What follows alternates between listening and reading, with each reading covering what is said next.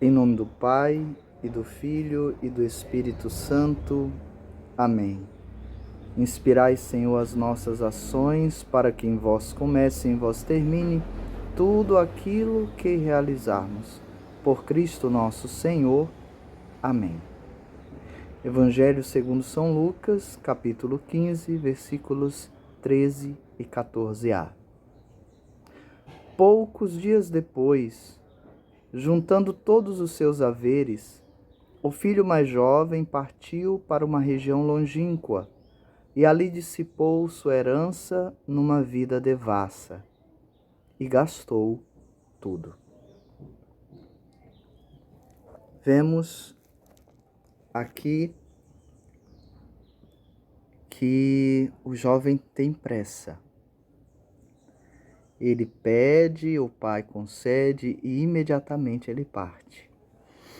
Ele tem pressa de liberdade, ele tem pressa em usufruir do ideal de liberdade que ele tem dentro de si. Segundo o narrador, nosso Senhor Jesus Cristo, foram poucos os dias que ele ali permaneceu na casa dos pais. Logo partiu. Foi em busca daquilo que ele acreditava, do seu projeto de vida. Ao que parece, pelo que nós vemos, ele não só pediu a posse da herança, os bens, como a gente viu a explicação anterior, mas também ele teve o direito de dispor da herança do pai e de fazer aquilo que ele bem quisesse, né? Ele tinha o uso total da herança recebida do pai. E com isso a gente pode imaginar que ele pode ter convertido a sua herança em dinheiro. Pode ter vendido as terras, os animais, ou tudo aquilo que pertencia à sua parte da herança, que, como lembramos, era apenas a terça parte do todo do seu pai. Ele pode ter vendido e adquirido dinheiro com isso. Ele não tinha o zelo e a ligação afetiva pela terra e pela herança paterna, como tinha, por exemplo, Nabô, pela sua vinha, que era uma herança familiar, que nós vemos no Antigo Testamento.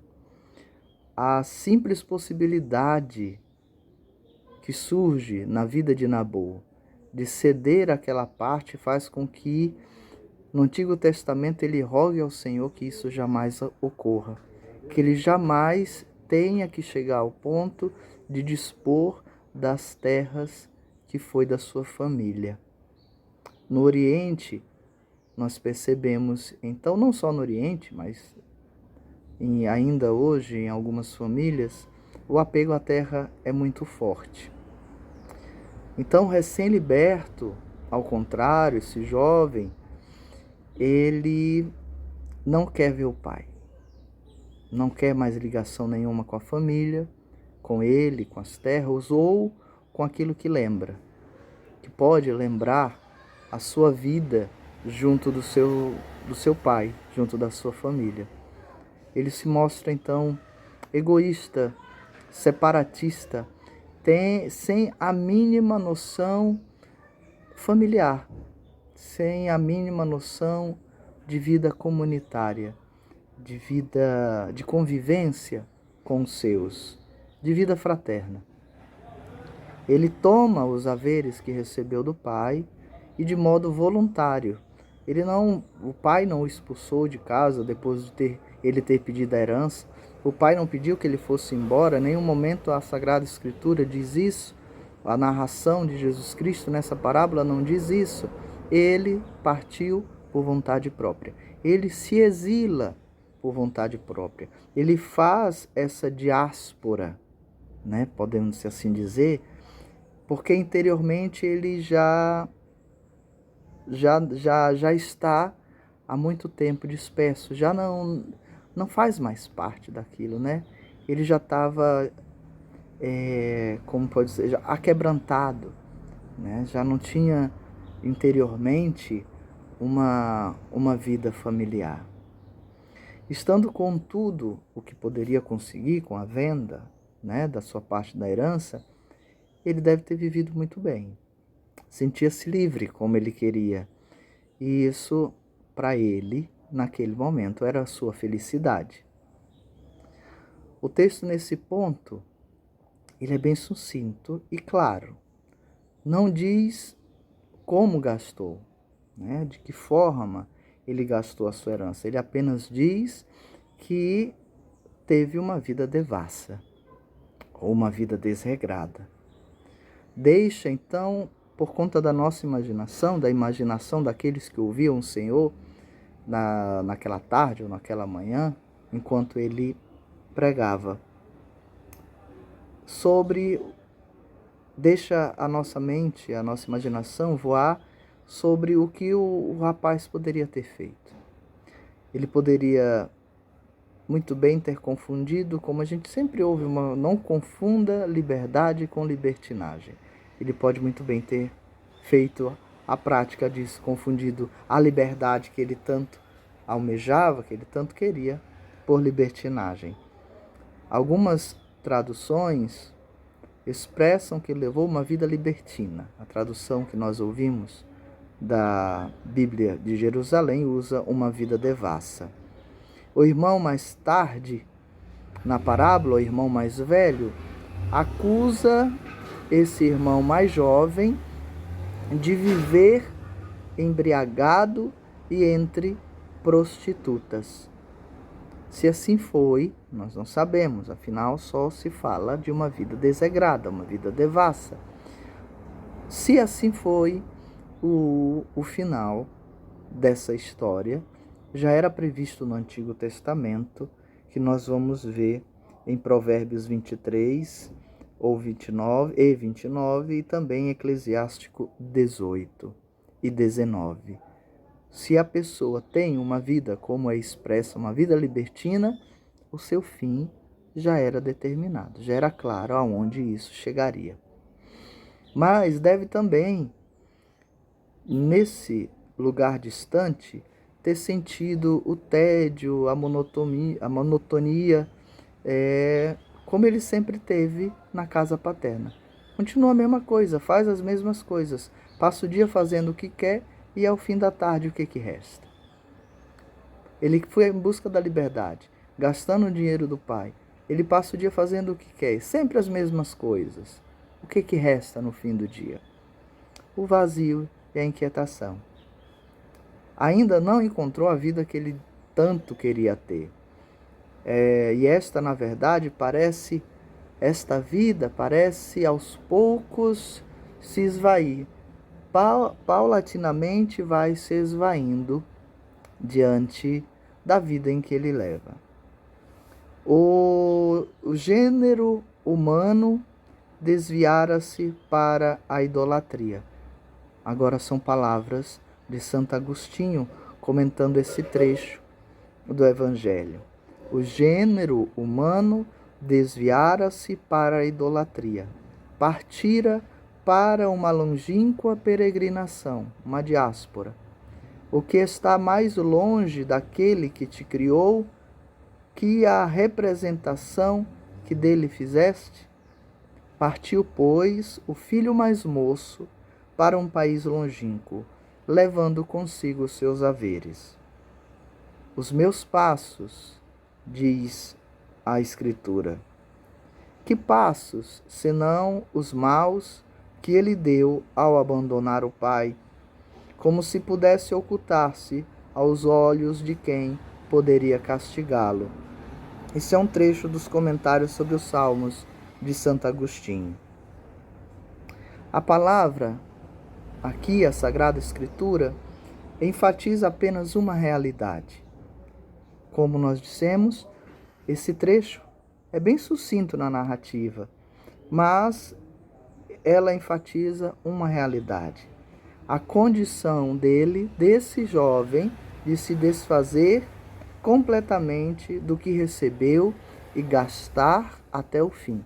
É o que nós vemos no versículo 14.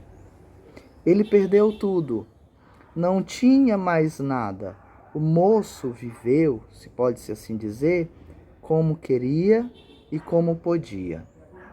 A sua herança ele espalhou pelos lugares onde passou. Na versão grega desse trecho, o evangelista utiliza o termo diascorpizo, ou seja, espalhar intensamente, distribuir ao bel prazer, né? Sem medida, sem limites, né? Por isso que é o filho pródigo. Há muitas vezes, mais conhecidamente, essa parábola, conhecido como filho pródigo, ele era pródigo em distribuir aquilo que recebera do pai. Aqui e ali, ele foi deixando um pouco da herança, mas também foi deixando um pouco de si. É o que acontece conosco, né? Por onde passamos, nós não deixamos ou gastamos apenas questões materiais, nós também gastamos um pouco de nós mesmos, né? Um pouco do nosso tempo. Tudo aquilo que fazemos, seja ele para o bem ou para o mal, deixamos um pouco de nós mesmos naquilo. Por isso, e para tal, deve ter adquirido companheiros, parceiros, que o ajudasse nas comilanças, nas bebedeiras, nessas devassidões. Nesses momentos, sempre aparecem os chamados amigos. Nada foi aqui na Sagrada Escritura comentado sobre algum investimento que ele tenha feito, só gastos. Ideias de como poderia consumir toda a porção recebida do Pai, com certeza não faltou para esse jovem vindo dos ditos amigos. Companhias que ajudaram esse herdeiro na sua dispersão, com certeza foram muitas. Entretanto, também estes se dispersaram, estes também se gastaram, estes também foram embora, visto que a gente não vê nada sobre eles no decorrer da história, principalmente quando o jovem for passar por dificuldades. Ele perdeu, esse jovem, a filiação, afinal renegaram o pai. Perdeu a herança, gastou tudo. Não tinha comida, não tinha hospedagem mais. Pouco sobrou dele mesmo, da sua humanidade, da sua dignidade. Então, no versículo 14, nós vemos o que ocorreu e é explícito. Ele gastou tudo. Não tinha mais nada esse jovem. Tornou-se um desvalido em terra estranha. Um órfão por conta própria, que optou em fazer o exílio, o êxodo, para longe do Pai, para longe de Deus. Perdeu sua dignidade, perdeu sua humanidade. Reduziu a escravo de suas próprias paixões. Quantos daqueles que ouviam esse trecho que o Senhor estava contando da história não se viram refletidos nesse ponto? Buscaram seus prazeres pessoais, foram egoístas e até mesmo viraram as costas para Deus. Pode ser que até mesmo um de nós esteja se vendo nessa situação, nesse ponto da história. Quantas vezes nós não fomos egoístas? Quantas vezes nós não só pensamos em nós mesmos, nessa caminhada até mesmo eclesial? Eu vou fazer aquilo que eu bem quero, eu estou levando a palavra de Deus, e muitas vezes não leva de fato a palavra de Deus, levam palavras suas, são pontos egoístas, visões egoístas, visões pequenas do todo que a igreja nos proporciona, que Deus nos proporciona. Muitas vezes nós também nos encontramos nesse trecho do Evangelho. Nesse ponto, nós imaginamos que os olhos dos ouvintes, os olhos daqueles que ouviam a história, deveriam estar fixos no Senhor, né? Para saber o que viria adiante, né? Com certeza não vamos dizer isso, mas a gente pode imaginar que houve uma pausa dramática, né? E gastou tudo. Eles desejavam, e nós também podemos nos colocar, saber o que o Senhor havia preparado para eles, o que o Senhor havia preparado para nós. Esperavam eles e também nós que o Senhor operasse maravilhas na grandeza do seu nome. Os que deles se aproximaram, e quando muitas vezes nós nos aproximamos do Senhor, nós queremos soluções para nossas vidas. Nós ansiamos experimentar esse amor de Deus que Ele proclama, que Ele fala com tanta firmeza, mas com tanta doçura, com tanto carinho. Porém, só encontramos, e eles também na época do Senhor, encontramos muitas vezes perdas, dores, decepções, angústias, nesse caminho que nós mesmos traçamos, né? Tudo aquilo que muitas vezes, e na maioria das vezes escolhemos, são frutos daquilo que nós plantamos no decorrer da nossa vida, no decorrer das experiências que nós temos e no decorrer das decisões que tomamos.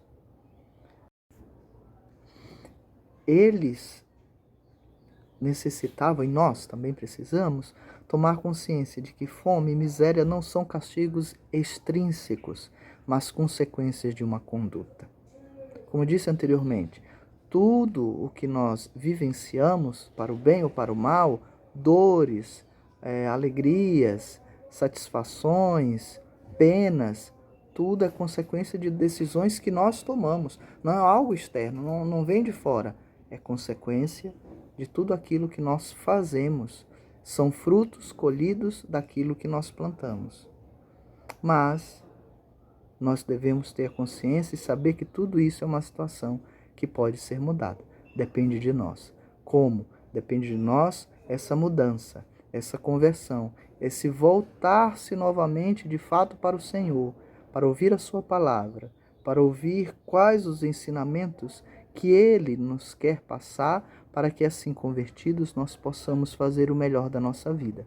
E fazendo o melhor, recebamos bons frutos como consequência daquilo que nós decidimos. Amém.